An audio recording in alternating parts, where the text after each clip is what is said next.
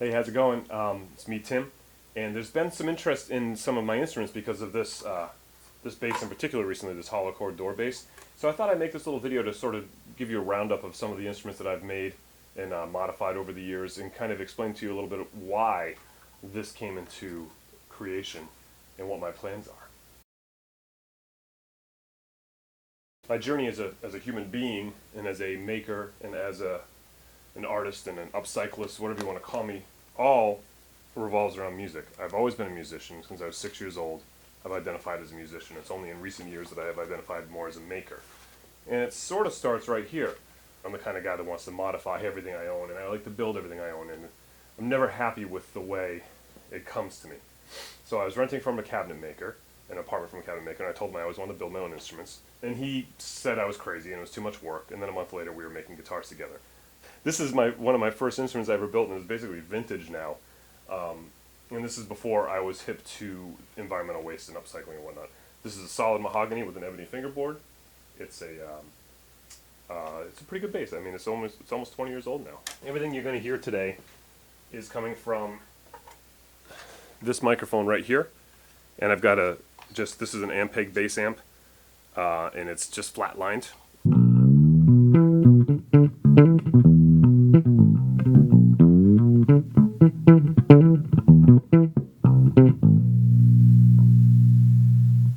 That's where it all started. Now, when I was building this bass, and building other basses, like I built a few, most of them didn't survive.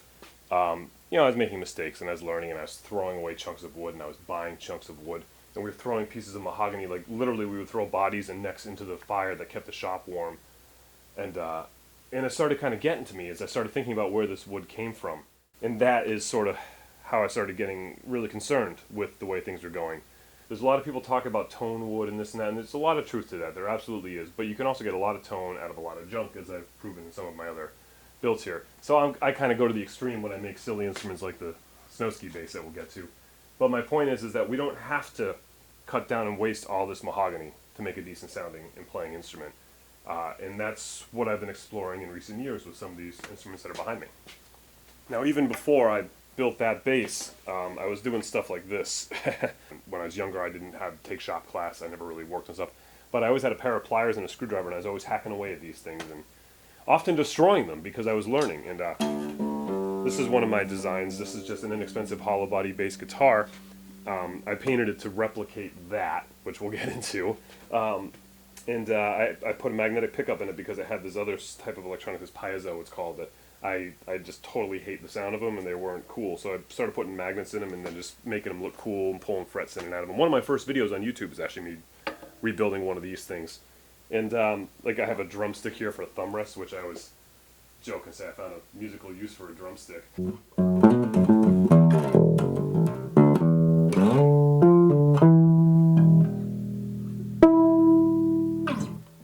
This sounds like no other bass on the market, and I actually modified one of these for a friend of mine, Floyd, who at the time, I think he still uses this as main bass with his bands, and at the time he said that it actually changed the way he wrote music and changed his band's like total dynamic. $200 bass, $30 pickup. I always wanted to play the double bass, and I couldn't afford one, they're expensive. And I didn't have the room to store one, so when I rented from the cabinet maker, I made one. I made a stick bass, they call them, and it was mounted on a drum stand, and it worked pretty good for a while, and it got me started playing the double bass. We'll talk about this because I know everybody's curious about it. And this is a 1930s German aluminum bass. I was playing double bass in rock bands. That was my thing, and it was, at the time, there weren't a lot of guys doing it. Now there's a lot of guys doing it. And so we had these high energy bands, and I was holding these things over my head, and we were playing in these busy rock clubs, and I kept breaking my bass. And I said, like, I need one made out of metal. And someone told me that they did back in the 30s. I went researching it. They were very expensive. And I was able to buy this one in pieces, and I restored it. I think we're up to the 4th time I've rebuilt this thing. So, body's aluminum, the neck's wood. I didn't build it. I restored it. I modified it. I actually made the neck as detachable for easy maintenance.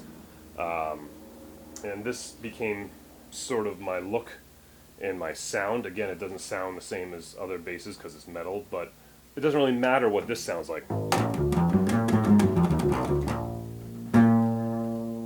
because when you're playing in a rock club, it's all coming through a pickup, and this is a great pickup that was made by a guy in the Czech Republic, and I wish I could get a hold of him, but his email doesn't work anymore. It's all the pickup going through the PA system, so that's what has to sound good. It doesn't really matter what this is made of, and I kind of discovered that with this bass. This thing was this huge learning experience for me as a maker, as a luthier, as a musician, as an artist. This is a great thing. I love this bass. Love, love, love this bass.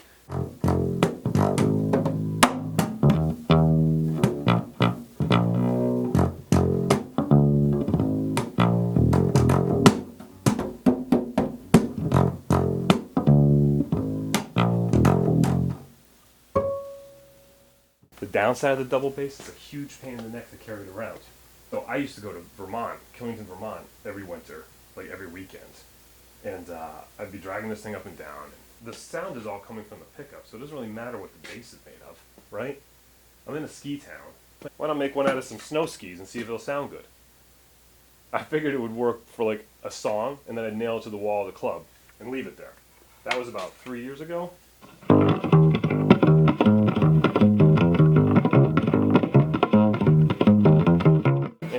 It's a little out of shape right now. It's been getting kicked around the shop and stuff. I haven't played it or tuned it up in years. But it totally worked. I totally played full gigs on it, and it still works. And there's a video about this on my YouTube channel. You can watch that. I needed a summer version of that.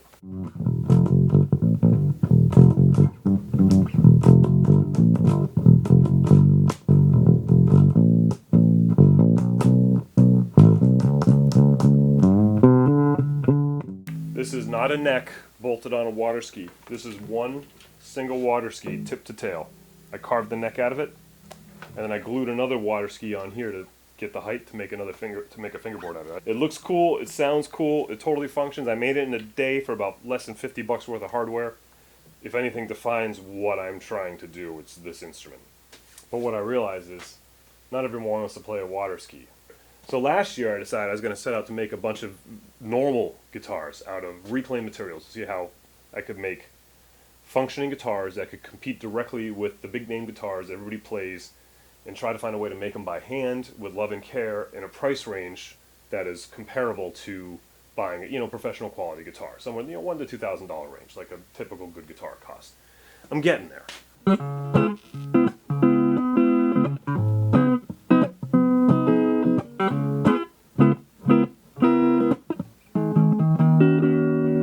This guitar is made from the Hammonasset Pier, and it's been over a year now since I made it, and this one is holding up great. So this is mission accomplished.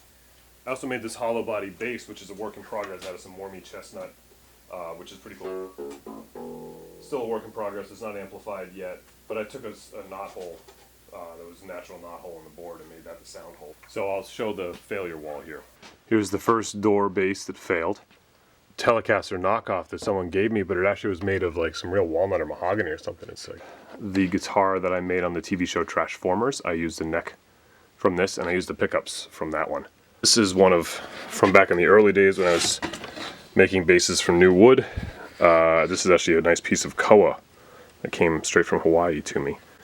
Here I've deemed this one a failure from my guitar series I filmed last year, and this was the first failure from that same guitar. This one I love the look of, but this is also a failure of the neck. I didn't, just too weak, and there's a bow. But I'm going to make another neck for this body because I love it. This is like, I love that look.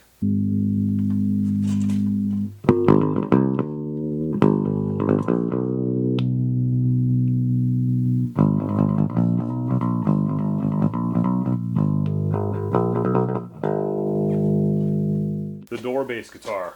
That's the recent video. There's 2 videos about it, the failure and the success. This is a guitar, a buddy of mine gave me some store-bought necks. I don't like the idea of using store-bought necks. I like making the guitar from scratch. And so the idea with this guitar was the back is all floor joists, just crappy floor joist pine. And then I had these pieces of beautiful quilted maple that I veneered onto the top. Or not veneered, it was thick. It was like a 1/4 inch thick or so, and then sculpted the shape out so you kind of get this like old and new and this like nice and crappy sort of blend around the edges. These pickups are vintage out of one of the guitars that was on the wall.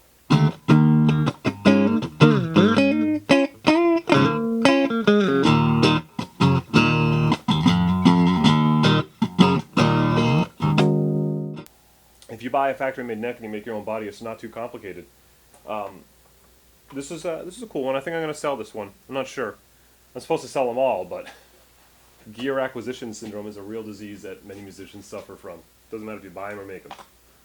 That brings me to the most recent build I just finished yesterday. I wanted to take the idea of the door base, make it a 6-string, but try and like make it nice and really finesse it a little bit. So I used some edge banding, like you would put on plywood or on the edge, which is tough because it's not the right thickness. He didn't want a pick guard, which is a huge pain in the neck getting all this stuff in here. Door hardware. It was really, really, really, really hard to make this guitar, and kind of made me realize that maybe making guitars out of hollow core doors is not my viable option for making a instrument that can compete directly with the big companies. Not that I'm going to say I'm going to give up on that. I'm definitely not giving up on my mission. But the end result, however,